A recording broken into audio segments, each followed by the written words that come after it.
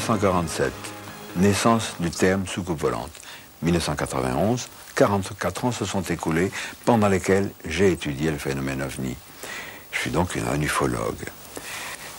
J'ai baptisé mon premier ouvrage documentaire Les soucoupes volantes viennent de notre monde et Blackout sur les soucoupes volantes, qui était le second, totalement épuisé. Ils vont paraître en janvier 92 aux éditions Vaugirard, Presse de la Cité.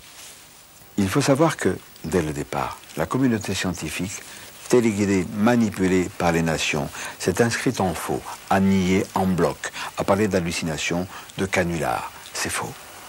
Ce fut un mensonge. Nous allons le développer au cours de la cassette.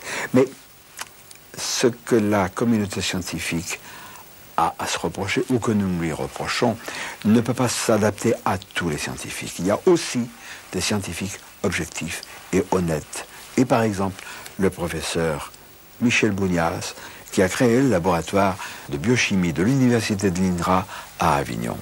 Il a enquêté sur une chose extraordinaire qui s'est produite à Trans en Provence.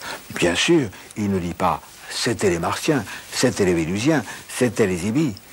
Il a l'honnêteté intellectuelle de dire ce qu'il a constaté, et ce qu'il a constaté, ça ne vient pas de chez nous. Bien, et alors il vous est arrivé dans la vie une aventure assez extraordinaire qui a sollicité votre sagacité, et vous avez fait une recherche pour le compte du GEPAN, le groupement d'études des phénomènes aérospatiaux non identifiés, sur lequel je ne porterai pas maintenant de jugement, ça viendra plus tard.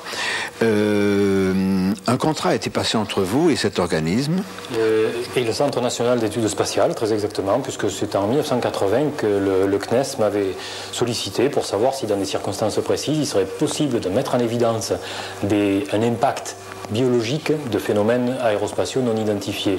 Alors je leur avais répondu que dans certaines conditions, ça pouvait effectivement être possible, et donc nous avions passé un contrat entre le CNES et le ministère de l'Agriculture pour le cas où. Une semaine après la signature de ce contrat, un habitant de Trans en Provence voit un engin se poser dans son jardin qui laisse une sorte d'empreinte photographique dans le sol. Le professeur Bounias est alors chargé d'analyser les plantes prélevées autour de la trace. J'ai donc fait une analyse très complète d'une série de plantes prélevées sur le centre de la trace, sur la trace elle-même et à des distances de plus en plus éloignées. Je passe sur les détails, en particulier mathématiques. J'ai pu montrer que bien souvent, les effets qui ont été observés décroissaient, diminuaient en fonction de l'inverse du carré de la distance. Alors ça pouvait faire penser à un phénomène, par exemple, de type électromagnétique. C'est un exemple. J'ai essayé de comparer ces effets produits à ceux de produits toxiques, de produits chimiques, de la chaleur, de sources physiques différentes, etc. Je n'ai rien trouvé qui puisse expliquer complètement les phénomènes observés, qui présentait en plus une autre particularité. Dans ces plantes, le métabolisme fonctionnait un peu à l'envers, comme si en mettant en première, vous appuyez l'accélérateur, vous partez en marche arrière. Hein. Et au fur et à mesure que vous accélérez, vous avez moins de consommation, tout ça fonctionnait d'une manière anormale. Voilà. Donc il s'est produit effectivement des troubles assez profonds et liés, donc je suis sûr qu'il y a eu des perturbations biochimiques anormales. C'est de la toxicologie, pure et simple. Ceci étant, dans la limite de ce qu'on peut affirmer au terme d'une recherche scientifique, eh bien, je ne vois pas quoi d'autre que ce qui a été décrit par M. Nicolai aurait pu produire ces effets-là. Maintenant, quant à me demander si l'engin est un objet extraterrestre ou pas, alors là, ça, moi, je ne peux pas vous répondre, bien entendu. Ce remarquable travail d'analyse du professeur Bounias a fait sauter le GEPAN, le groupement d'études des phénomènes aérospatiaux non identifiés que nous payons avec nos impôts. Cet organisme de recherche qui a pour vocation d'étouffer la vérité. Il a sauté parce que l'analyse du professeur Bounias est inattaquable. Alors il a sauté, mais malheureusement, d'autres continuent à sévir sous le titre de CEPRA. C'est la même équipe, c'est le même lieu, CNES à Toulouse, Centre national d'études spatiales. Le CEPRA, ça veut dire Service d'études des phénomènes de rentrée atmosphérique. Alors là, c'est toujours la même histoire, ça n'existe pas, c'est du bidon, des hallucinations. Je voudrais rappeler aussi qu'en Union soviétique, pendant la guerre froide, un individu du nom de Vichinsky procureur général du Soviet suprême, un véritable barbare, a nié farouchement l'existence de Soukoup-Volante, disant que c'est curieux, on les voit dans les pays capitalistes, sous-entendu où on boit beaucoup de whisky, mais pas en Union soviétique, qui est pourtant un pays de vaste dimension. Nous savions qu'il mentait. En voici la preuve. Grâce à ce que nous déclare un éminent ufologue soviétique, Boris Churinov. Oui, j'ai été, si vous voulez, comme ça, donc ufologue privé, comme on dit, oui. Et puis, je suis rédacteur en chef et éditeur de cette revue. Pour mon livre, là, les tirages étaient importants, 300 000 exemplaires. Alors, Boris, quand on a commencé à parler des soucoupes volantes, nous, en France, les critiques, les sceptiques disaient « Oh, ça, il n'y a qu'en Amérique ». Oui, disons, en 1954, vous avez eu toute une vague. Tout à fait. D'accord. Mais chez nous, c'était le silence absolu. Et voilà, vers la fin de l'année 50, on a commencé à en parler. Mais justement, comme chez vous, disant que c'était plutôt aux États-Unis et pas chez nous, c'était de la propagande. Tout à fait. Impérialiste. Tout à fait. Oui. Pour endormir les gens. D'ailleurs, il y a des gens qui continuent la même chose aujourd'hui. C'est de l'Académie des sciences. Alors, vous nous avez parlé tout à l'heure, hors caméra, d'un cas extrêmement intéressant et récent en Union soviétique. C'est ce petit garçon qui n'était pas allé à l'école parce qu'il était malade, souffrant, et qui s'est amusé à faire des photos à la fenêtre. Eh bien, alors, c'était près de Moscou, à une cinquantaine de kilomètres. C'était au mois de mars de l'année passée. Et voilà ce garçon, qui est là, même, je peux vous montrer, ce petit garçon souriant. Il est resté à la maison pour ne pas aller à l'école, en disant qu'il était malade. Et voilà, il prenait des photos de son chat. De son chat. Il en a fait 2. Comme ça, comme vous voyez ici, il y a la fenêtre, il est devant la fenêtre, à 1 mètre, disons, de la fenêtre, à 1,50 m peut-être. Et tout d'un coup, il voit l'apparition d'un objet juste en face de sa maison.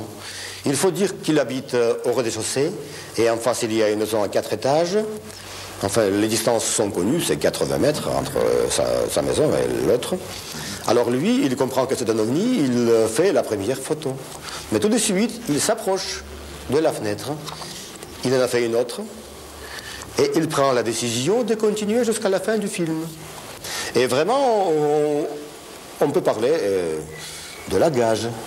Ici, il y a quelque chose qui ressemble à 2 pattes, ou à 2 dispositifs, disons, qui s'ouvrent pour que ce petit objet puisse sortir. Mais ici, attention, ici, plus de pattes. C'est ça. Ils sont nettement séparés. Nettement séparés. Bon, nettement séparés. Et voilà, on arrive à la 8e séquence. Là, ils se sont bien écartés. Bien écartés. Donc, pas de pattes. Et vous voyez cet écartement. Et puis, ce qui est très important, le film n'est pas découpé. Alors, ça se présente en entier. Continuité absolue. Et chaque cadre est numéroté. Et comme ça, on ne pourra pas parler des trucs, des trucages. Enfin, moi, je vais essayer de faire un document sérieux. Des dizaines de milliers, peut-être des centaines de milliers de photographies de soucoupes volantes ou d'ovnis existent de par le monde. Nous savons aussi que ces engins se posent. D'autres s'écrasent. On a fait des études, des recherches dans ce domaine. Et à ce propos, Roger Rémy, qui est un chercheur de pointe, qui travaille à Albuquerque, au Nouveau-Mexique, il y a 25 ans déjà, m'a raconté des choses étonnantes qu'il avait vues. Il est le représentant de l'IMSA, l'Institut mondial des sciences avancées aux États-Unis, et il a eu entre les mains des éléments irréfutables extrêmement troublants. Je rappelle, la spécialité de Marcel Vogel était d'abord un grand chimiste. C'est le père du disque dur, c'est le père du floppy disk, c'est le père des cristaux liquides chez IBM, détenteur de plusieurs brevets. Donc Marcel Vogel était un grand chercheur déjà dans le domaine de la chimie. Marcel et moi, nous avons eu entre les mains un échantillon, j'allais dire un sample, un échantillon de métal qui techniquement n'a pas pu être fait sur Terre. Je m'explique, ce métal, cet échantillon de métal, toutes les molécules étaient faites de façon synthétique, a été rapproché de façon synthétique, ce qui est de loin la technique du frittage, de loin la technique de la céramique, de loin la technique de fusion du métal. Par contre, une très forte probabilité, ce qu'on appelle aujourd'hui de façon très alchimiste, la fusion froide, the cold fusions, auquel personne ne croit. J'ai eu l'occasion d'avoir des débris également entre les mains de corps de ces passagers, pour des mêmes raisons d'analyse. Donc il ne fait pas de doute qu'il y a bien eu des êtres vivants qui ont craché sur Terre, qui ont été récupérés par des autorités américaines. Et les malheureux ufologues qui ont été mêlés à ces histoires-là de près ou de loin ont été souvent l'objet d'accidents ou de crises cardiaques, et parfois même de chantage au silence. Inquiétant, non. Terriblement inquiétant, puisque derrière tout cela se cache une horrible vérité. Un Américain du nom de John Lee, ex-agent de la CIA, a fait des révélations fracassantes vers la fin de l'année 1988. J'ai moi-même reproduit ces déclarations dans le magazine Le Monde Inconnu en décembre 1988. Il s'agit d'accords passés entre les autorités américaines, le président Truman en l'occurrence, c'était en 1946-1947, et une espèce extraterrestre inamicale.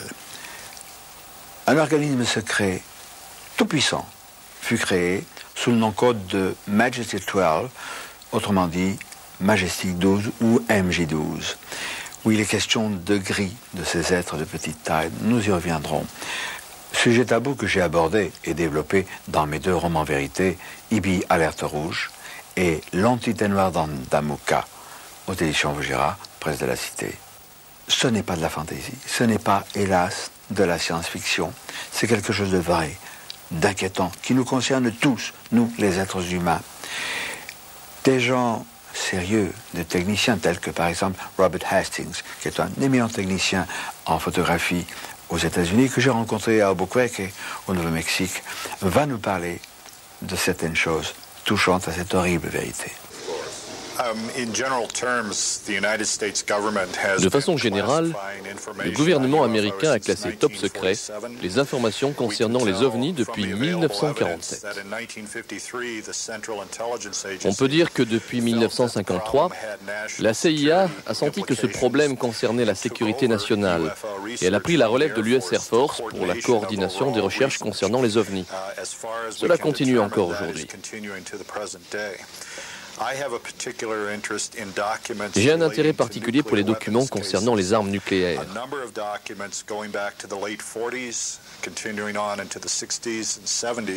Un grand nombre de documents datant des années 40 ou des années 60 et 70 font état d'ovnis manœuvrant autour d'installations nucléaires telles que des silos, des centres de développement d'armes nucléaires comme Los Alamos, ou autour de dépôts d'armes nucléaires, dans les bases du Strategic Air Command.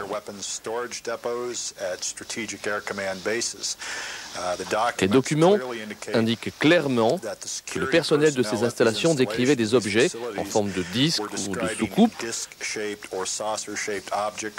qui ne faisaient aucun bruit et qui parfois tournaient autour du silo à une altitude d'à peine 60 mètres.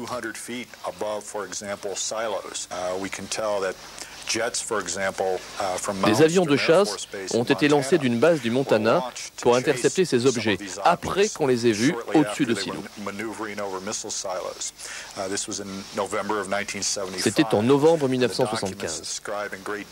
Les documents décrivent avec beaucoup de détails la venue de ces engins nuit après nuit, sur une période de 2 semaines, au-dessus des installations stratégiques de cette partie des États-Unis.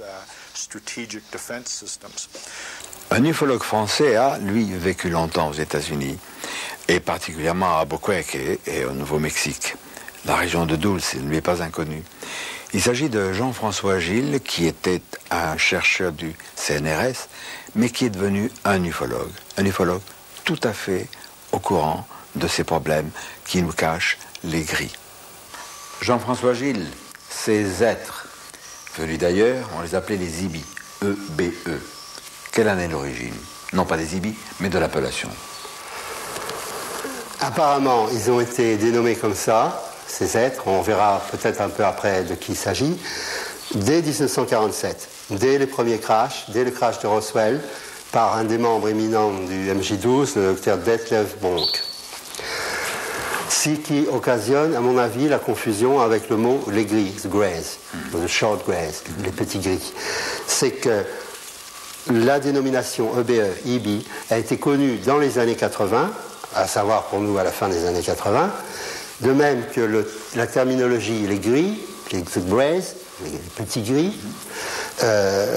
aussi à la fin des années 80. Mais l'expression gris, c'est une expression ouverte, c'est-à-dire qui était employée par les gens qui s'en occupaient, alors que l'expression EBE est une expression officielle employée dans des documents ultra secrets en 1947 et après. Contrairement à ce qu'on pourrait penser, les ibis, les gris, ne sont pas une œuvre d'imagination. Sylvie Houssaye les a reconstitués tels que des portraits robots à la suite de divers témoignages. Bon, prenons l'exemple du gris. C'est à partir du témoignage de Luli Oswald, qui habite au Brésil et qui est professeur de musique dans différentes universités. Et elle a été enlevée avec un jeune garçon, ami de son fils, et ils ont subi des examens médicaux, même sexuels, enfin, et sous hypnose, elle s'est souvenue de tout ça. Donc elle a fait la description bien détaillée de ces petits êtres de petite taille, 1m30 environ, aux yeux très noirs, très perçants, au visage triangulaire. Elle parlait par exemple que la peau ressemblait à celle d'un rat mouillé. Donc d'après toutes les descriptions qu'elle a fait en public, le 5 septembre 1988, lors d'un congrès à Rio, j'ai pu, grâce à tous ces détails, faire ce portrait robot. Pour ce qui est de l'autre portrait robot, c'est après une trentaine de témoignages où j'ai pris tous les points communs. Et on arrive à peu près à ce personnage qui est déjà plus stéréotypé, un petit peu ce qu'on retrouve dans des films, dans des...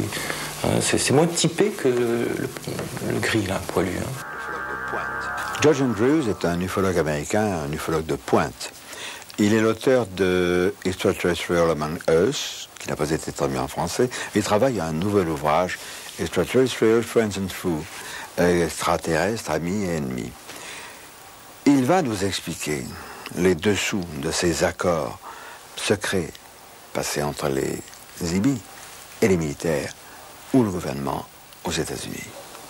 La base, selon l'ire du traité, c'est qu'en échange de la technologie militaire, nous devrions donner aux gris des bases souterraines. On devrait les permettre d'enlever des citoyens américains, mais c'était compris à condition de les ramener sans leur faire du mal. En bon état. Les ramener en bon état. Et ensuite, ils avaient le droit de mutiler. Mais seulement des animaux. Seulement des animaux. Et ils devaient donner une liste des citoyens qu'ils avaient enlevés, MJ12, au chef du projet. Donc, en résumé, il donnait de la technologie spéciale que nous n'avons pas encore, en échange de quoi il recevait un petit pied-à-terre et la possibilité de faire quelques expériences inoffensives. C'était présenté comme une étude purement scientifique pour voir comment fonctionnait notre planète et tout cela. Mais quand ça a commencé à se gâcher, quand ils ont compris que d'abord, ceux qui ont été enlevés, ils avaient mis des implants. Comment dire des implants? Des implants. Des implants qui ont ensuite contrôlé ces gens, comme nous contrôlons des animaux sauvages, à qui nous faisons des implants. On a enlevé beaucoup plus de citoyens que n'était prévu. Parfois, ceux qui ont été enlevés disparaissaient à tout jamais. Bref, que ça devenait une situation hors de contrôle. Et c'est à ce moment que, d'après John Lear, il y a eu une dispute au sein de MJ12. Et il y avait ceux qui voulaient continuer à supprimer les informations, des autres qui voulaient tout dire au public pour les avertir de la catastrophe. Les gris souffriraient d'une grave carence génétique. Carence qu'il compenserait grâce à des enzymes prélevées sur des muqueuses de mammifères vivants. C'est l'explication des nombreuses mutilations animales constatées dans certaines parties du monde, et notamment aux États-Unis. Les humains, eux aussi, sont visés dans le cadre de ces expériences génétiques. Il y a 2 cas. Là, bon, moi, j'ai pas les noms dans la tête pour l'instant, mais on les trouve dans des tas de publications maintenant. De femmes qui se rappellent avoir été enlevées. L'une, dans un cas, c'était parce qu'elle avait assisté avec sa fille à la mutilation d'un veau. Alors voilà pourquoi on peut faire la connexion, le rapprochement aux histoires de mutilation de bétail. Donc cette femme a été enlevée avec sa fille, et évidemment elle avait très peur de subir le même sort que le veau, qui a été mutilé, une mutilation classique, les yeux, la langue, les parties sexuelles, pendant qu'il était vivant, bien sûr. Et à cette femme, on lui dit non, calme-toi, ça ira très bien. C'est juste un avertissement, quoi, en fait. Bon, et puis il y a un autre cas, et il semble qu'une partie, bon, il y a une phase en ovni, et après, ça se passe dans un endroit souterrain. Alors pourquoi on dit que c'est souterrain, finalement, je suis bien en train de le dire. Hein, il y a toute l'enquête qui est à refaire. Mais bon, là, effectivement, tout d'un coup, je ne vois pas si ça peut être dans un lieu très grand. Il semble que ce sont les personnes qui ont eu un sentiment intime qu'elles étaient sous terre, qu'on leur a dit. Bon, voilà. Hein. Et puis il faudrait dire à nos amis européens qui, eux, ne sont pas au courant, parce qu'on n'a rien révélé. Il n'y a que nous, les ufologues avancés, qui avons répandu cette information. Il faut dire que les enlèvements de personnes sont nombreux aux États-Unis, en particulier les femmes. Il y a eu des régressions sous hypnose, et l'on a appris que ces femmes, on les avait enlevées pour des raisons particulières. On peut en parler. De particulières, tu veux dire que si on fixe la terminologie rencontre de 3e type quand on voit des entités, rencontre de 4e type quand il y a un enlèvement, rencontre de 5e type quand il y a des manipulations sur le corps de la victime, parce qu'on peut parler de victime, il s'agit dans la plupart des cas de gens qui ont été enlevés sans leur consentement. Ce sont des crimes punis par la loi aussi bien aux États-Unis qu'en France, que partout dans le monde. Quand il s'agit de femmes, il y a des cas où ces femmes sont apparemment fécondées, se retrouvent enceintes. Il y a des cas, justement, où, au bout de quelques mois, disons 3-4 mois de cet ordre, elles ne sont plus enceintes, alors qu'il n'y a eu ni fausse couche, ni avortement thérapeutique. Et il semble qu'elles aient été renlevées, parce qu'on a des cas d'ébullition, je simplifie au maximum. C'est pas une seule source, ni un seul cas, c'est des tas de cas, enfin des dizaines de cas, et un certain nombre de sources indépendantes, complètement indépendantes à mon avis. Je pourrais expliquer pourquoi. Et donc ces femmes sont enlevées une première fois, fécondées, enlevées une seconde fois, le fœtus est prélevé, l'embryon est prélevé, et il y a même des cas où elles sont réenlevées une 3e fois, quelques années après, il y a présentation d'enfants. Il s'agit d'un enfant hybride. Il y a une source publiée qui est celle de, non pas de Whitley Strieber, mais de Bud Hopkins, dans le bouquin qui s'appelle Invaders, les envahisseurs. Je ne sais pas s'il est traduit encore en français. Non, et ça, c'est une source publique. On peut l'acheter dans des monoprix en Amérique. Comme le confirment diverses sources, les Gris ont installé d'immenses bases aux États-Unis. Selon John Lear, une des bases les plus importantes est située dans l'État du Nouveau-Mexique, près de la petite ville de Dulce. La base de Dulce était dans un coin particulièrement sauvage, mais un coin sauvage qui donne un peu parfois des sueurs froides. C'est à l'extrême nord-ouest de l'État du Nouveau-Mexique, c'est à 2000 et quelques mètres d'altitude, et dans ce secteur nord-ouest, il y a le mont Acholeta qui, lui, est à 2400 mètres d'altitude, en quelque chose près. Alors, ce qui est curieux, c'est que cette base, dont on pense qu'elle est une base leader, elle abriterait non pas 5000 IBI, comme je l'ai indiqué dans IBI Alerte Rouge, mais environ 18 000, ce qui présuppose une base très importante. Ce coin sauvage est sur la réserve indienne Jicarilla. Ce sont des Apaches. Nous étions, quelques amis et moi, dans la région vers le milieu du mois d'août 1991, nous avons vu ce secteur, c'est impressionnant. Nous avons interrogé des gens qui reconnaissent qu'effectivement, il y a plusieurs passages d'OVNI dans la région. Nous n'avons pas pu voir cette base. Nous espérons y retourner un jour. Je ne suis pas sûr que nous puissions la voir. Et on n'est pas sûr non plus d'ailleurs d'en revenir. Ça, c'est une autre histoire. Alors, voici 2 témoignages importants. J'étais alors dans le désert au sud de Belen, au Nouveau-Mexique. Il y a une route qui va à Montener et j'étais à 8 km au nord de cette route.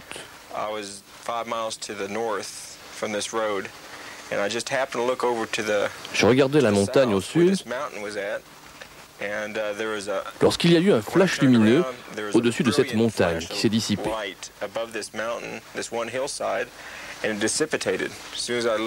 Et quand je suis allé sur place pour examiner, je n'ai pu trouver aucun débris d'aucune sorte. Ce soir-là, avec tous les gens qui étaient...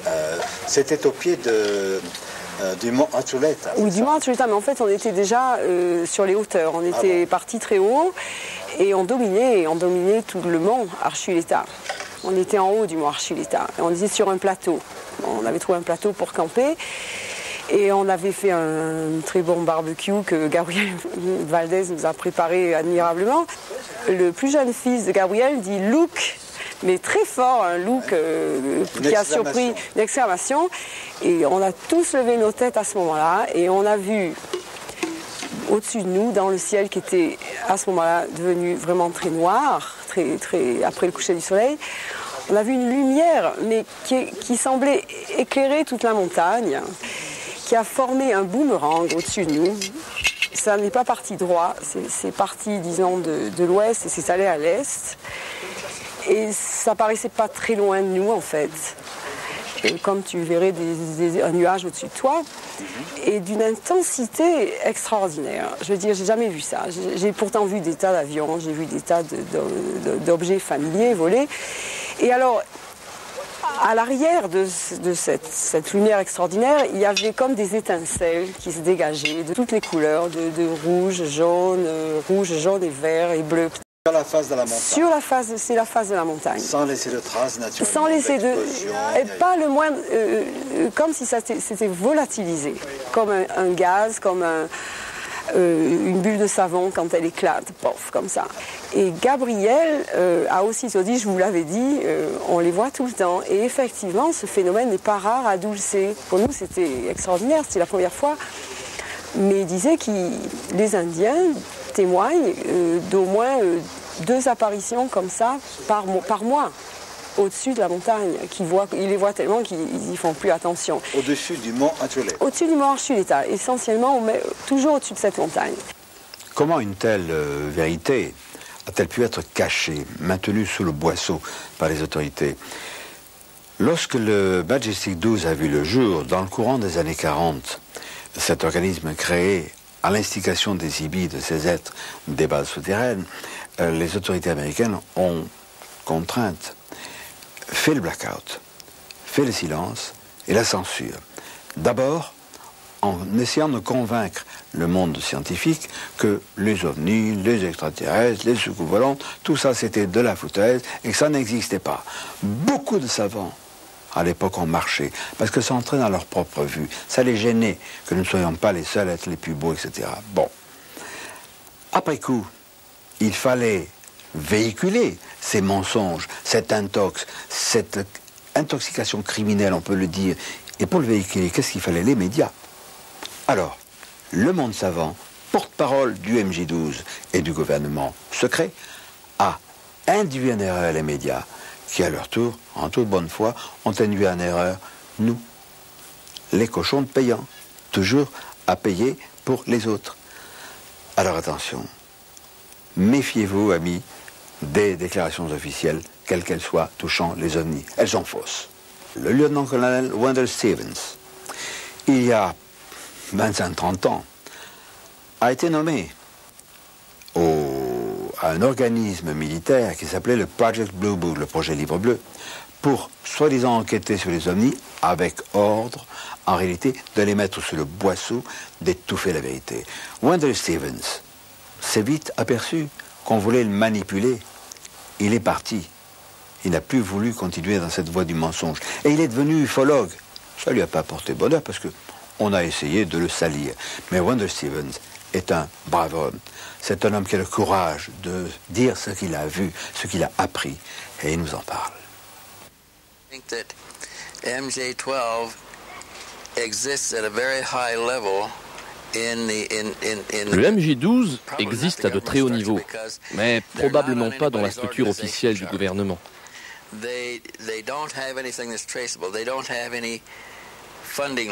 Il n'y a aucune trace et aucune ligne budgétaire n'est prévue. Il obtient ses fonds de différentes façons.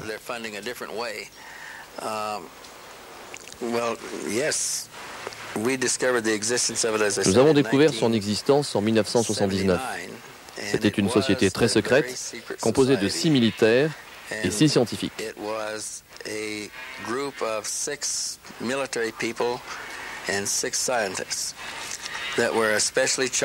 Ils étaient chargés d'enquêter et de maintenir le secret sur tout ce qu'ils pourraient trouver relié au phénomène OVNI.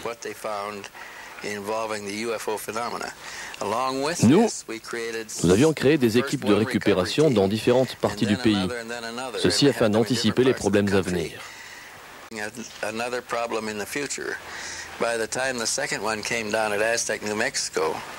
Lors du crash d'Aztec au Nouveau-Mexique, nous avions une équipe juste à côté, de l'autre côté de la frontière, au Colorado. Ils ont pu observer l'approche de cet objet, visiblement hors de contrôle.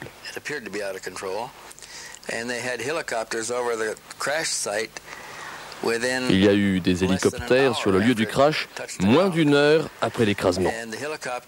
Les hélicoptères tournaient autour du site. Des gens d'une équipe spéciale habillés en bleu foncé se préparaient à prendre le contrôle des lieux.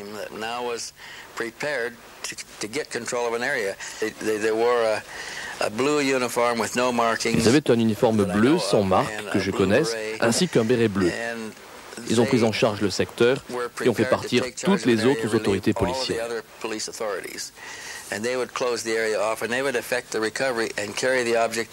Ils ont alors transporté l'engin vers un endroit secret. Nous pensons qu'il y a des résidus de ce crash dans un laboratoire près d'ici, ainsi qu'à Los Alamos et à la base 51 au nord du Nevada, et peut-être à d'autres endroits. Ces équipes ont donc transporté les débris et ils ont pris le contrôle du crash d'Aztec en très peu de temps et ont pu maintenir le secret.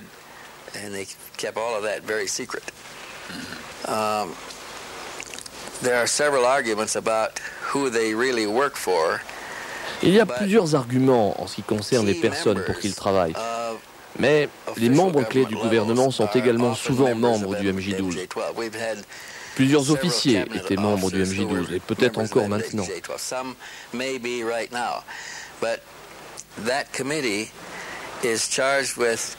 Ce comité est chargé de contrôler le plus grand secret que ce pays ait. Ce secret est tel qu'aucun élu ou officiel n'a le droit de le connaître car il pourrait partir avec ce secret.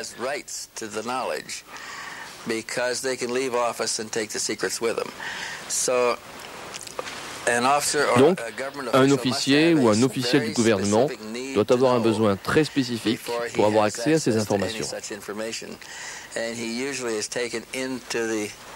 Et généralement, il est englobé dans le groupe ou la société, ainsi, il ne divulguera rien. Nous avons déjà parlé de censure, mais il est peut-être bon d'aller plus avant dans ce domaine controversé, mais malheureusement sournois et bel et bien réel.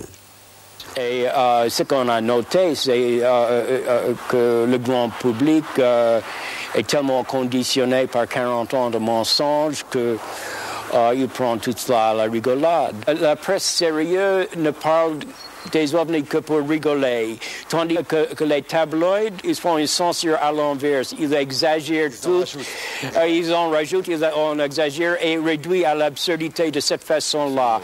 Et c'est très instructif que, par exemple, les tabloïds, le National Enquirer, le propriétaire, c'est en effet un ancien du CIA.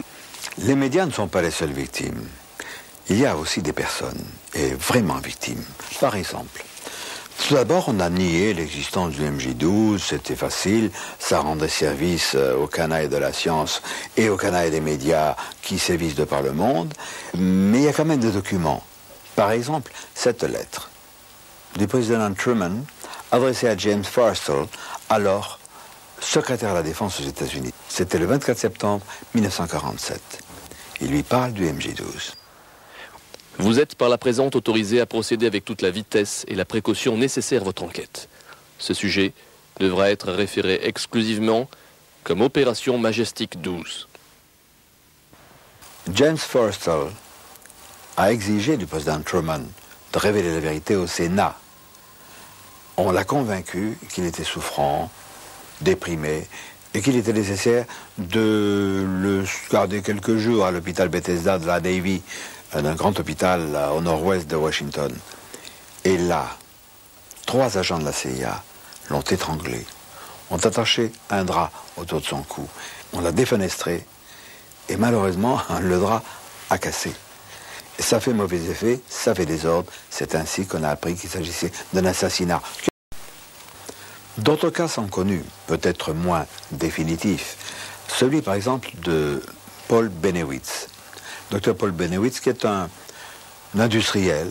Oh, c'est pas la maison Ford, c'est pas Chrysler, etc. C'est un petit industriel du Nouveau-Mexique qui, un jour, sur son ordinateur, a capté un dialogue entre Kirtland Air Force Base, c'est la base de l'Air Force, qui est mitoyenne de l'aéroport d'Albuquerque, l'aéroport civil, et une autre source qu'il pense avoir identifiée en celle de Dulce, la fameuse base. Alors il a été sidéré de comprendre que cette base IBI, extraterrestre, communiquait avec une base de l'Air Force. Et il a dit, je vais me mettre dans le circuit. Et Kirtland lui a dit, oui, c'est peut-être intéressant, on va se voir. Et là a commencé une abominable intoxication qui a diminué Bennewitz. Bien, on a la confession de Bill Moore au congrès du MUFON en 1989 à Las Vegas, où Bill Moore s'est accusé, a fait des aveux en public devant 400-500 personnes. J'y étais, comme quoi il avait participé à un travail d'équipe pour déstabiliser, pour détruire l'équilibre affectif et émotionnel de Bennewitz. Et qu'il y avait de nombreux, par exemple, bris de domicile, comment ça s'appelle, effractions. Il déplaçait des objets, il faisait des petits montages avec des personnages, mettons, déguisés dans sa rue. S'il appelait un membre de sa famille, le temps que la personne arrive, bien entendu, il n'y avait plus rien. Et n'importe quelle personne, même la plus solide, si on fait ça suffisamment longtemps, avec suffisamment de savoir-faire, et il y a du savoir-faire, la personne craque. Si on croit ce que dit Bill Moore, Richard Doty de l'US Air Force lui aurait ordonné de fournir à Paul Bennewitz de fausses informations.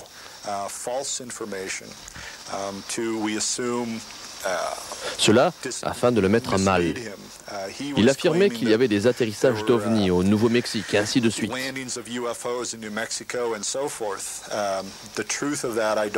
La vérité sur tout cela, je ne la connais pas. Mais je sais qu'entre les années 80 et 90, il a été fourni en fausses informations par l'US Air Force sans la moindre raison. Quand je l'ai rencontré, je ne suis pas un professionnel de la santé mentale, mais je dirais que sa santé mentale était plutôt précaire. L'un de nos reporters s'est rendu à Montréal en octobre 91 pour y rencontrer, le contact était d'accord, le rendez-vous était pris, pour y rencontrer un ésotériste, grand amateur d'étrangeté et d'OVNI, qui devait nous parler de ses recherches, etc. Et comme c'est le cas fréquent dans le problème de l'ufologie, il y a eu un incident de parcours, un incident de route. Il s'est rétracté, il nous a posé des lapins, et notre reporter n'a pas pu agir. En France aussi, il y a des preuves de pression, et je dis bien... Vous savez, vous ne savez pas, et il est important de vous l'expliquer, que les archives publiques sont régies par des lois sévères, à bon escient d'ailleurs. on ne peut pas les divulguer n'importe quand, il y a un rituel à respecter. Ce que vous ignorez, amis, c'est que sont classés archives publiques tous les rapports de gendarmerie concernant les témoins d'observation d'OVNI, d'atterrissage ou de rencontres du troisième type. Alors, dans le journal officiel du 5 janvier et dans le journal officiel du 12 décembre 1979, vous pouvez me le procurer pour quelques francs en photocopie. Il est précisé que si les archives publiques concernent une personne, bon, la divulgation ne peut être faite avant 50 ans. Mais imaginez un gendarme qui, pour des raisons personnelles, ne croit pas aux ovnis, est contre les ovnis, n'aime pas les ovnis, ni les ufologues, il va chercher la petite bête, parce qu'il connaît la loi, un gendarme connaît la loi. Alors il va demander au témoin, voilà, Madame Dupont, Monsieur Durand, vous dites avoir vu un engin, etc. Très bien, vous allez bien? Vous avez une bonne santé? Ah oui, absolument. La dame lui dit, ah, moi, mon Dieu, j'ai fait une égratignure, j'ai encore au pied, mais tout va bien. Le gendarme note, Madame Dupont nous a déclaré ce jour souffrir d'une petite égratignure et de corps au pied. J'exagère. Mais ça, c'est une connotation de santé. Et la censure n'est pas de 50 ans. Elle est alors de 150 ans. Mais en France, la censure n'existe pas. On nous prend donc vraiment pour des crétins. Notre groupe d'ufologues de pointe et d'extrême pointe, d'ufologues qui savent prendre des risques. Il y a Alain Ranguis, qui est un jeune chercheur de CNRS, et Patrick Gambe, qui est un technicien de l'EDF. Ils ont eu à pâtir, tout comme moi d'ailleurs, de menaces, de harcèlement. Et Patrick Gambe va nous raconter ses propres problèmes. Oui, c'est suite on est rentré à l'IMSA, au conseil d'administration de l'IMSA, et ça a commencé le 7 septembre 1985. Alain venait de rentrer de congé, et puis ça a commencé par des coups de téléphone, anonymes bien entendu. Relation, c'est-à-dire qu'on nous mettait en communication sans qu'on appelle Alain et moi-même. C'était des lettres anonymes, détérioration sur les véhicules, et ça a duré pendant plusieurs mois. Alors, Patrick nous a parlé de septembre 1985. C'est à peu près à ce moment-là que je mettais une main un peu définitive à un bouquin documentaire qui s'est appelé « Le monde étrange des contactés », plaire aux canailles du MJ12. Et ça s'est intensifié.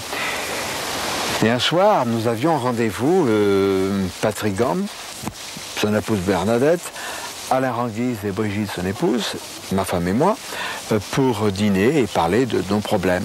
Et nous étions donc chez moi. Nous nous installons et là, c'est devenu l'enfer. Jusqu'à 1h du matin, l'heure à laquelle nous nous sommes séparés, les agressions téléphoniques n'ont pas cessé. Absolument. N'ont pas cessé. Et c'est là que, exaspéré, j'ai sorti mon automatique. Je n'ai pas tiré sur le téléphone, évidemment, mais j'ai actionné la culasse et j'ai dit à celui qui était au bout du fil, dont j'entendais la respiration, je lui ai dit, espèce de... J'ai dit un mot rimant avec épinard. Je lui ai dit, espèce de... j'espère que tu as compris ce que c'était que ce bruit que je viens de faire, et en l'occurrence, j'espère aussi que tu tireras plus vite et mieux que nous, si un jour nous sommes confrontés.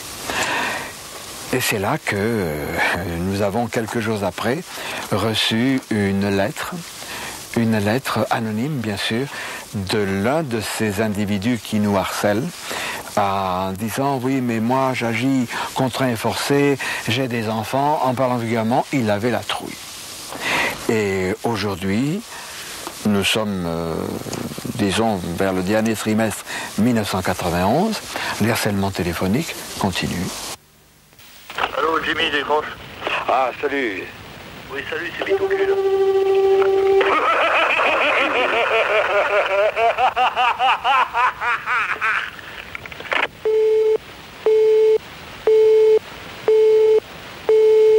Ce qui m'ennuie, c'est qu'un jour, j'ai reçu un sachet de poudre blanche dans cette enveloppe, postée à Marseille le 15 novembre 89, à la Poste République à Marseille. Je suis allé avec mon épouse à la gendarmerie centrale d'Aix-en-Provence, sur la route de Nice. Et j'ai dit à l'adjudant Vianney, J'ai su son nom. Voilà ce que j'ai reçu. Pouvez-vous me dire ce que c'est? Vous avez un laboratoire? Alors il a pris le sachet. Il est monté au premier étage et un quart d'heure, 20 minutes après, il m'a dit, M. Gueux, rassurez-vous, c'est du sel d'ammoniac. Je lui ai dit, d'accord. Aujourd'hui, c'est du sel d'ammoniac. Et si demain, je reçois autre chose?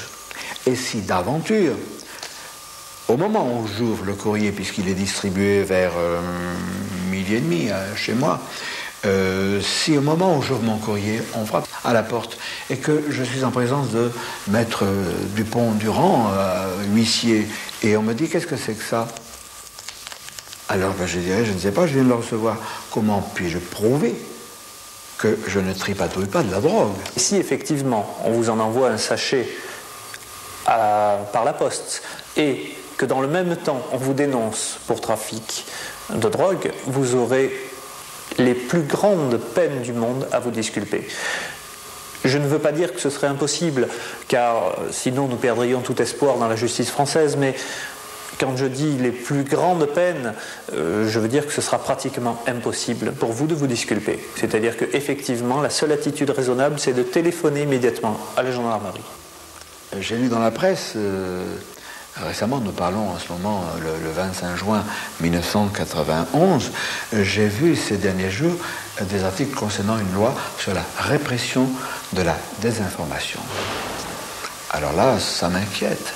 Parce que les canailles du MJ12, qui est le gouvernement secret qui opprime la planète Terre, et ses multiples correspondants, ses multiples complices, jusqu'au plus haut des nations, s'ils décrètent que les ovnis n'existent pas, que les extraterrestres n'existent pas, et que je fais de la désinformation, comment vais-je m'en sortir?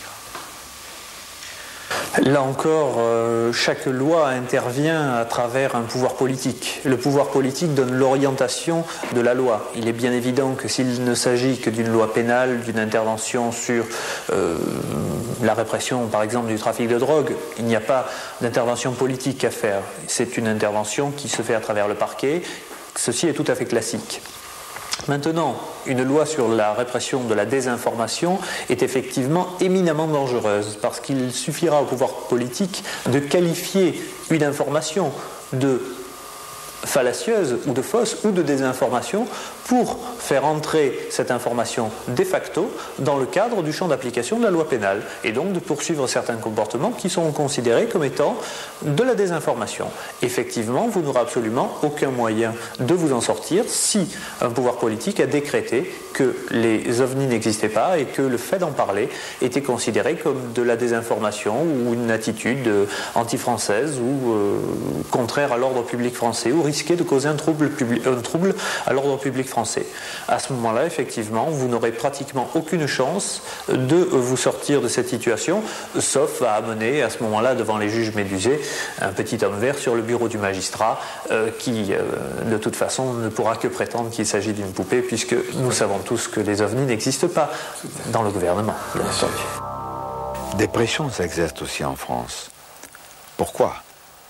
Parce que les grilles ne sont pas exclusivement aux États-Unis, ils sont partout, et même chez nous, dans notre sous-sol. René Varino, tu diriges depuis de nombreuses années le CEOF, le Centre d'études OVNI France, oui, il faut bien le préciser, qui publie le bulletin Contact OVNI. Et nous nous sommes retrouvés aujourd'hui sur le site du plateau d'Albion, autour duquel nous avons passé des nuits et des nuits d'observation depuis la décennie écoulée. Et là, un jour, un vieux monsieur a vu quelque chose. Comment les choses se sont passées? Oui, ben, effectivement, ce vieux monsieur dont tu parles là est une personne, un retraité qui vit ici à Saint-Christophe et qui vivait ici à l'époque puisqu'il est mort. Et cette personne-là a rencontré une autre personne que nous connaissons, un fonctionnaire, oui, c'est un fonctionnaire sur Marseille là, que nous connaissons. Et ce fonctionnaire était en train de faire des études de recherche ici sur le plateau d'Albion. C'est au moment où il y avait les fameux travaux de la base qui s'installaient, bien entendu. Fin des années 69, début 70. À peu près. Gigantesque chantier. Ah oui, il y avait un chantier énorme. Et donc notre bon vieux monsieur, notre retraité, promenait là dans la région, comme il avait la coutume de le faire évidemment. Et il a confié à notre ami qu'il n'en aurait pas parlé à tout le monde à ce moment-là, mais effectivement il avait rencontré lors de l'une de ses promenades, sortant d'un taillis, un petit être comme nous connaissons les ibis en ce moment, qu'il a décrit textuellement ce petit être comme les ibis que nous connaissons. Mais à l'époque, évidemment, on ne connaissait pas encore l'histoire des ibis qui se passe actuellement en Amérique, bien entendu, dans les bases militaires. Et dont nos travaux nous ont amenés à faire des études dont tu as participé aussi, avec nos veillées et tout ça, et à concrétiser cette observation qui avait été faite, puisque nous avons eu d'autres rapports concernant la région sur cette affaire-là. Alors parlons un peu plus en détail de ce plateau d'Albion qui est le site du 1er régiment de missiles à ogive nucléaire. Il faut savoir que sur le plateau, l'on a recensé 350 avennes, cavernes et gouffres, certains d'une importance impressionnante. Il faut savoir aussi que des études ont été faites systématiquement, et il y a un magnifique ouvrage, Les cavernes d'Albion, faisant un tas de recherches hydrologiques et spéléologiques par le groupe de l'AREPA, qui est un groupe de professionnels de la spéléologie, sous la houlette, sous la coordination de Gérard Gobert. Faisons un retour en arrière et nous allons savoir qu'un groupe de spéléo-amateurs, c'était des jeunes, il y a un certain nombre d'années, qui n'ont rien à voir avec le groupe de l'AREPA, mais vraiment rien à voir. Un jour, descendent dans l'un de ces gouffres et après avoir emprunté plusieurs puits, plusieurs trajets horizontaux, descendent à une assez grande profondeur. Et là, l'un d'eux, le meneur du groupe, une salle étrange. Oh, c'est pas une caverne, c'est un énorme parallélogramme avec un parquet laiteux. Et au sortir du puits qui donne accès dans cette salle, le spéléo en question tombe à l'arrêt parce qu'il y a 5 ou 6 sièges de formes bizarres. C'est tellement impressionnant qu'il remonte, dit à ses amis, nous reviendrons filmer, j'ai découvert quelque chose, je vais vous expliquer. Ils reviennent 15 jours, 3 semaines, 1 mois après, avec des appareils photographiques, caméras, et ils s'aperçoivent que le puits d'accès a été bétonné. Ils ne peuvent plus retourner sur ce site. Ce qu'il faut savoir aussi, et ça c'est inquiétant, c'est que des groupes d'individus, tout de noir vêtus, que j'appelle dans l'entité noire d'Andamuka les forces delta, prennent possession de la base, se livrent à des travaux mystérieux. Ces individus apportent leur propre ration alimentaire. Ils ne mangent pas à la cantine, au mess. Ils viennent avec leur propre véhicule et ils repartent de même. Et à ce moment-là, l'état-major reprend possession de sa base.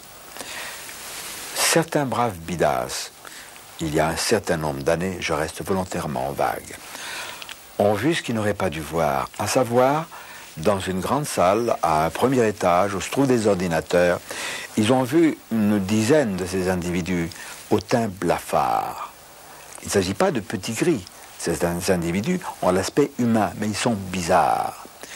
L'un de ces êtres a vu qu'un militaire, regardez, on s'est emparé de ce brave garçon. Il est sorti de la base, on l'a conduit à l'extérieur, on l'a tabassé. Un passage à tabac en règle qui lui a valu 2 mois et demi d'hôpital. Ses camarades, au bout d'un certain temps, ont appris qu'il était en traitement à l'hôpital, ont été autorisés à le voir, à titre d'exemple. L'un de ses amis intimes m'a parlé, en présence de 5 témoins. Nous avons enregistré cela, nous avons planqué, excusez le terme, et dispatché ces enregistrements. Nous devions nous revoir, il devait essayer de convaincre l'un de ses camarades de nous parler plus avant, et tous deux ont disparu. À une trentaine de kilomètres, à l'est du plateau d'Albion, donc pas loin, se trouve l'OHP, l'Observatoire de Haute-Provence, à Saint-Michel-l'Observatoire, près de Fort-Calquier. Cet observatoire, nous l'avons interrogé à 2 reprises pour lui demander son contre-avis en quelque sorte sur les ovnis. Ce fut toujours une fin de nous recevoir, ainsi que le montrent les lettres que vous pouvez lire vous-même sur l'écran. Et pourtant, cette feinte ignorance dissimule non pas un, mais plusieurs secrets. Nous avons eu la chance d'avoir dans nos relations, depuis peu de temps, grâce à mon voyage aux États-Unis, des contacts avec, appelons-le le professeur Duchemol. Ce chercheur a travaillé à plusieurs reprises, et pendant longtemps, à l'Observatoire de Haute-Provence. Il y a découvert un certain nombre de secrets. Et je vous assure que, après ce qu'il va nous dire, nous allons devoir, pour sa sécurité, distordre électroniquement sa voix, cacher son visage. Mais je vous donne ma parole que ce qu'il dit est vrai. Et si je dois choisir, moi, un des vieux de la vieille de l'ufologie, qui a l'habitude des traquenards et des campagnes de contre-vérité, c'est sa parole que je vais croire. Il y aurait des souterrains à l'OHP. Il est exact qu'au moins 3 tunnels sont disposés sur le site. L'un fait une centaine de mètres devant les bâtiments qui abritent les services techniques et des laboratoires. Dans ce grand tunnel, il y a plusieurs armoires de métal. L'une de ces armoires contient d'innombrables photos de soucoupes volantes. Les unes envoyées par des témoins, les autres prises par des astronomes au télescope. On appelle cette armoire spéciale l'armoire secrète. Ces clichés n'ont jamais été réexpédiés à ceux qui les ont envoyés. Il y a aussi des pièces secrètes. Il y en a même une qui est blindée. Elle renferme des stocks de photos tout aussi secrètes. La pièce secrète n'est pas souterraine. Elle est voisine du laboratoire et de l'administration. Ok. En quelles occasions avez-vous appris tout cela? No comment.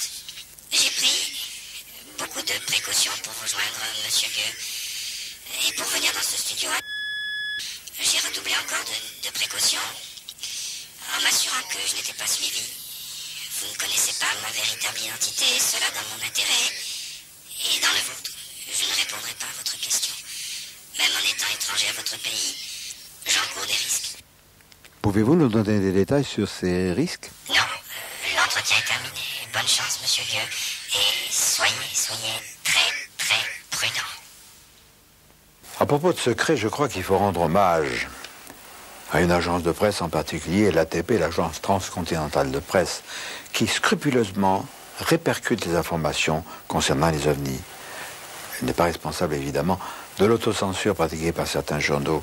D'autres journaux sérieux, le VSD par exemple, n'hésitent pas à publier des articles sans se moquer. C'est tellement facile de rire de façon imbécile des ovnis. Nous avons également Les Hommes Volants. Il s'agit d'une revue parachutiste, une revue très connue depuis 1949, qui n'hésite pas à présenter des articles de fond. Il y a naturellement des revues spécialisées, Contact OVNI par exemple, ou encore Phoenix, ou bientôt Chetty, enfin l'IMSA, l'EM qui va changer de look, et UFO Bulletin de Billy Baroni. Tout ça est extrêmement intéressant et je pense que ça mérite d'être indiqué dans cette période d'intox, de campagne de contre-vérité, de debunking, diraient nos amis américains. Ça n'exclut pas, bien entendu, les dangers. Il existe un certain nombre de contactés, de gens qui ont eu des contacts avec les occupants de ces engins, mais il y a des choses plus subtiles, plus mystérieuses.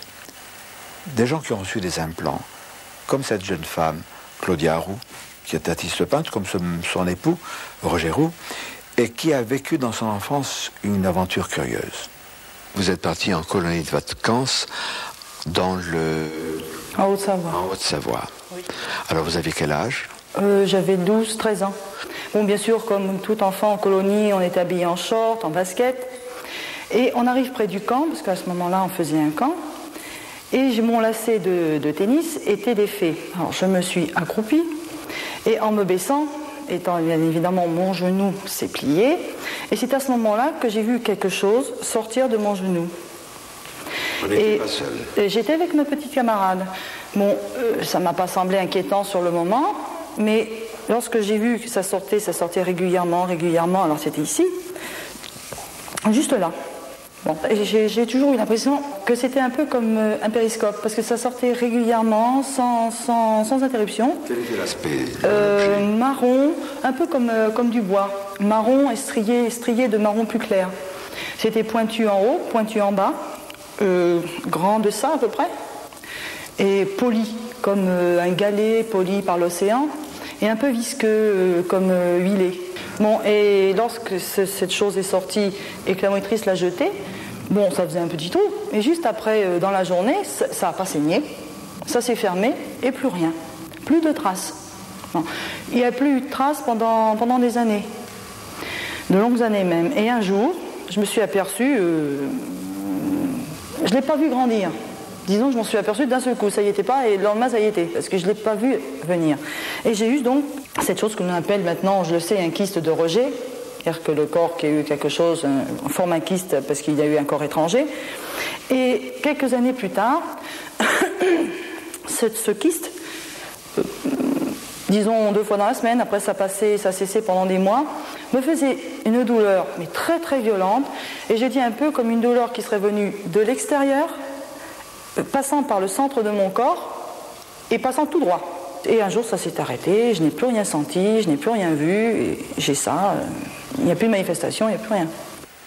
Tout au long de cette vidéocassette Vérité, il a été question essentiellement des short greys, des petits gris, ces êtres de petite taille, qui sont à tout le moins inamicaux. Mais je ne voudrais pas qu'on se méprenne. Nous estimons qu'il y a une trentaine d'espèces différentes d'êtres venus d'ailleurs qui, à des degrés divers et pour des raisons précises qui nous échappent, s'intéressent à nous. Mi-avril 1954, Rutherford Base, une base de l'Air Force, en Californie. 5 vaisseaux extraterrestres se posent. Roger Roux a reconstitué fidèlement cette scène que l'on connaît bien, qui a été étouffée. Eisenhower a rencontré des êtres d'apparence humaine qui n'avaient rien à voir avec les short gris, les petits gris. Ces êtres lui ont tenu à peu près ce langage. Vous les terriens, vous auriez besoin qu'on vous aide. Nous sommes prêts à le faire, mais il y a une condition. Vous vivez une ère de matérialisme. Vous manquez de spiritualité.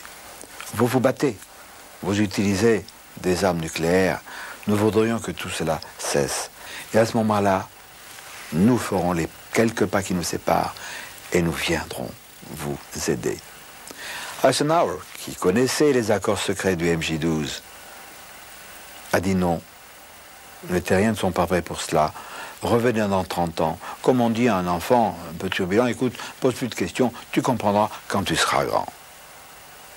Nous avons de sérieuses raisons de penser que ces êtres qui ont pris contact avec nous à travers le président Eisenhower en 1954 aux États-Unis sont des êtres pacifiques. Dans notre jargon d'ufologue sérieux et de pointe, nous les appelons les grands blonds. Bien sûr, il n'y a pas que des blonds. Alors ces grands blonds ne sont pas les seuls, eux non plus, à être positifs. Il y a d'autres cas, d'autres exemples. Nous allons l'aborder et nous verrons plus tard si nous devons nous en réjouir ou bien nous en inquiéter. Nous sommes dans les collines de Beaunieu, dans le Luberon, en Provence, et Madame Denise Bell, à la mi-septembre 1975, vous êtes venue, vous, comme ça vous arrivez, vous vous promeniez avec votre chien, c'était le soir. Oui.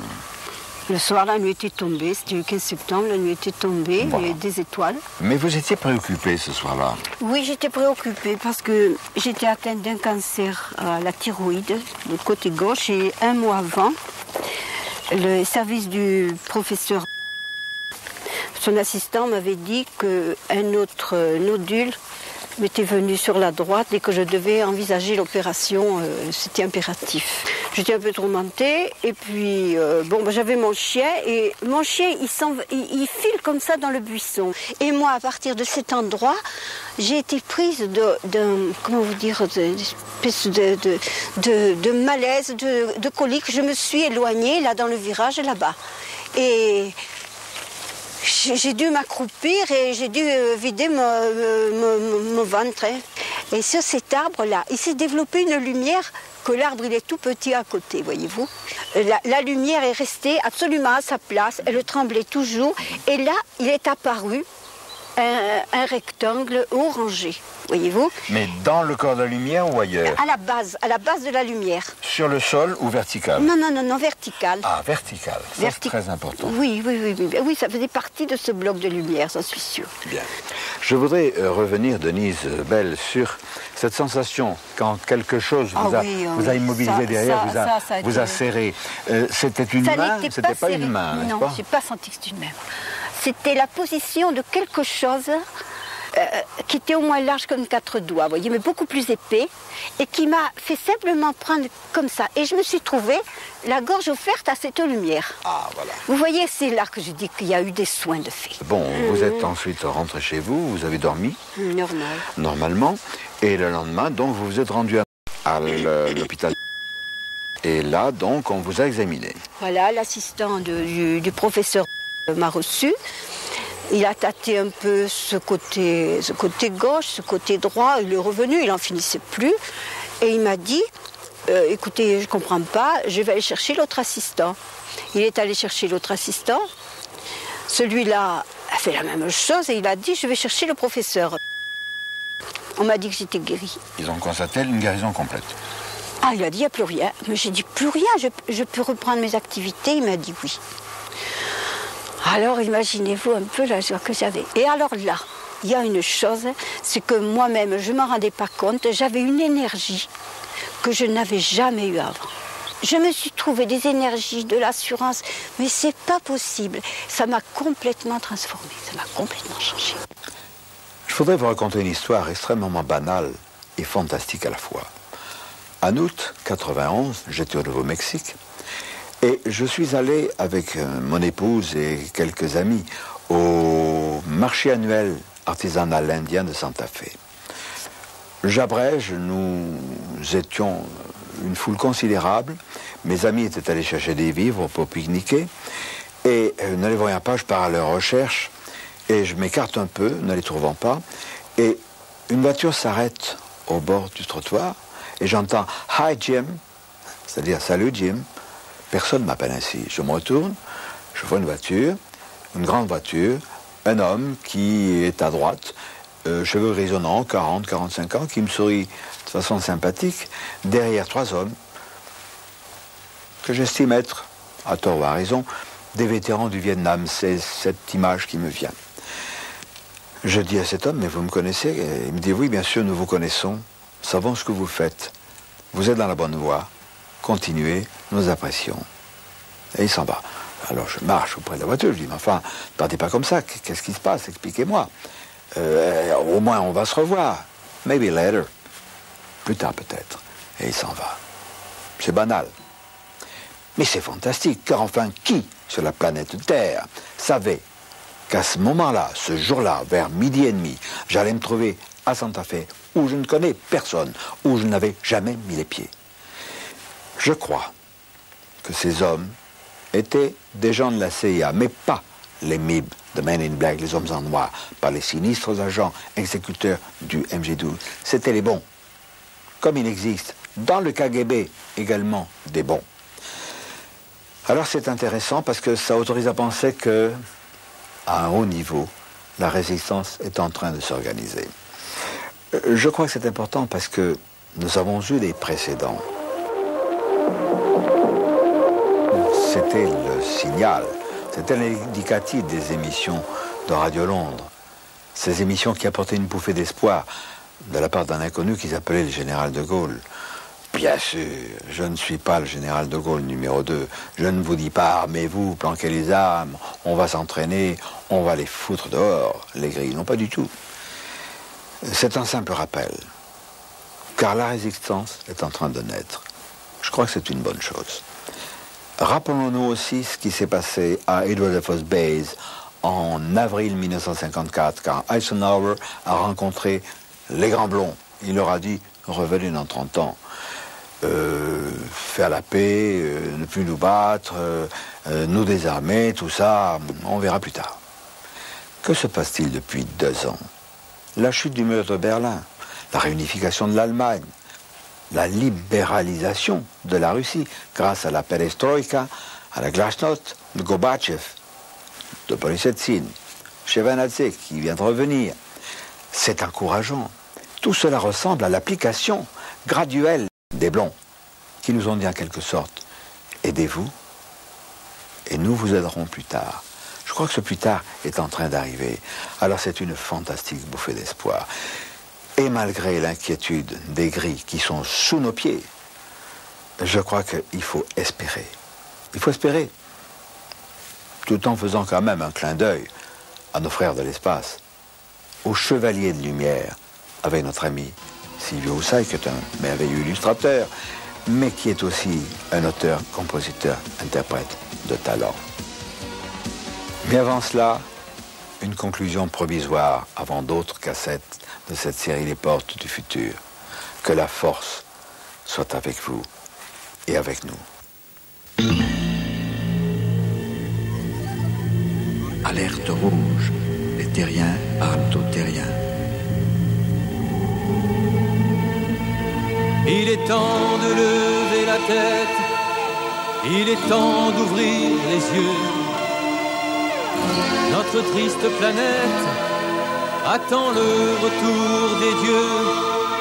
Nous avons saisi le message de leur rendez-vous répété. Chevaliers de lumière, vos enfants sont fatigués. Ici l'on tue, on se déchire. La terre est un étrange navire. On nous ment, on nous plonge dans des abîmes de mensonges. Pieuvre média crache ton ombre pour mieux nous aveugler. Crache, crache, tu devras un jour cracher la vérité. Il y a ceux que l'on soupçonne, il y a ceux que l'on bâillonne. Et raconte des histoires d'ovnis, et on rit. Connaissez-vous la dernière en Arkansas, en Australie? Il y aurait sous la terre des petits gris, des hiris.